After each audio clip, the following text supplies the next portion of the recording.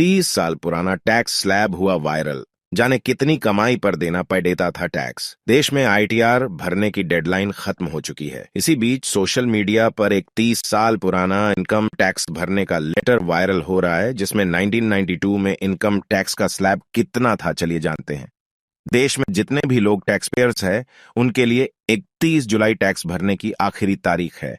अगर वे इसे फाइल नहीं करते हैं तो उनको दिक्कत हो सकती है। इनकम टैक्स रिटर्न दाखिल करने की अंतिम तिथि 31 जुलाई है। इसी बीच एक पुराना लेटर वायरल हो रहा है, जिसमें दिखाया गया है कि 1992 का इनकम टैक्स का स्लैब कितना था। इसमें दिख रहा है कि तब कितनी कमाई पर टैक्स देना पड़ता था। दरअसल पिछले दिनों बजट सत्र के दौरान केंद्रीय वित्त मंत्री निर्मला सीतारमण ने मोदी सरकार की तरफ से बजट 2023 पेश किया था।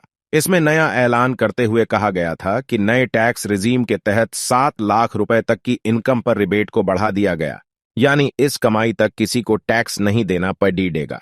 इसी बीच यह लेटर तब भी सोशल मीडिया पर वायरल हुआ था और अब जबकि आईटीआर भरा जा रहा है तब भी यह वायरल हो रहा है। इस वायरल लेटर में दिख रहा है कि 1992 के बजट में न्यू इनकम टैक्स स्लैब 28,000 रुपए पर कोई टैक्स नहीं था। 28,001 से 50,000 रुपए पर 20% टैक्स था। 50,001 से 1 लाख रुपए पर 30% टैक्स और 1 लाख रुपए से ज्यादा की इनकम पर 40% इनकम टैक्स थी। मीडिया रिपोर्ट्स के मुताबिक यह तस्वीर उस समय की है जब साल 1992 में प्रधानमंत्री नरसिम्हा राव की सरकार में वित्त मंत्री मनमोहन सिंह ने टैक्स स्लैब को 3 हिस्सों में बांट दिया था।